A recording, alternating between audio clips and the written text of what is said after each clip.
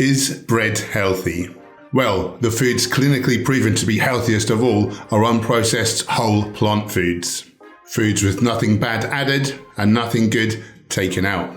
So straight off the bat we can see that it's certainly not going to be ideal.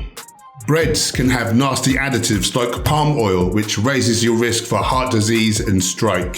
Salt, which raises the risk for hypertension and stomach cancer. Refined sugar, which raises the risk for diabetes and Alzheimer's disease. Plus preservatives, emulsifiers, and many other artificial additives. When we refine whole grains, we take away both the germ and the bran, which contain much of the gut microbiome feeding fiber and many of the nutrients. So for me, that takes white bread completely off the menu. For optimal health, we would not eat bread at all. For one thing, we want to feed the good gut bacteria back in the colon. When we pulverize the whole intact wheat berries down into a fine flour, we absorb more of the product through the wall of the small intestine, leaving little for them to feed on. Also, this process raises the glycemic index, further risking blood sugar issues. And finally, the fact that bread is baked at such high temperatures means that we're going to create more oxygen-free radicals and acrylamides, increasing cancer risk.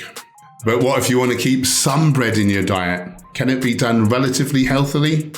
If you'd like to optimize your health, body shape, or performance with a vegan diet, then please check out my new online nutrition course.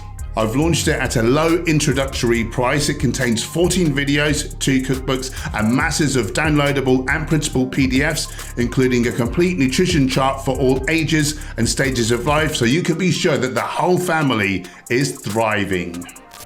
I think so, especially if you can source some really high quality whole grain bread with few additives.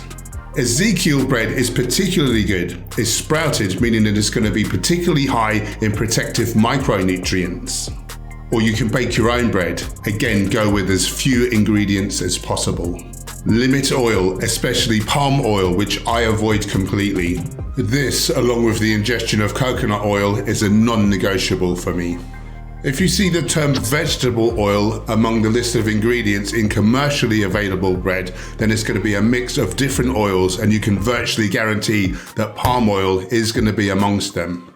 When choosing a store-bought loaf, the first ingredient should be wholemeal wheat flour, or it may be written as whole wheat flour. If it's anything else, then they're trying to trick you, likely by colouring the bread brown.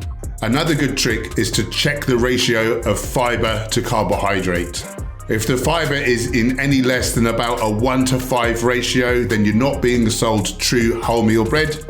You're being sold a lemon. To illustrate, if a slice of bread were to have, say, 15 grams of carbs, then it should have about 3 grams of fibre also. Whichever type of bread you choose, I wouldn't go overboard on it. Try to eat a good range of whole grains throughout the week, preferably mostly in their intact form to better feed the gut microbiome and boost your health potential. And certainly don't spoil the bread by spreading on heart attack inducing butter or just as bad vegan spreads with hydrogenated or palm oils. The healthiest toppings would be things like mashed avocado and oil-free hummus. Or you can make a healthy vitamin E rich sunflower seed spread at home. Check out our vegan cheese spread recipe linked below, omit the nutritional yeast, and you have the perfect candidate. Another flour product I get asked about a lot is pasta. Whole wheat pasta is actually very healthy. Because of the way it's extruded under high pressure, it doesn't negatively affect blood sugar in the same way that bread does. So I consider it a green light food, so to speak. Now click this.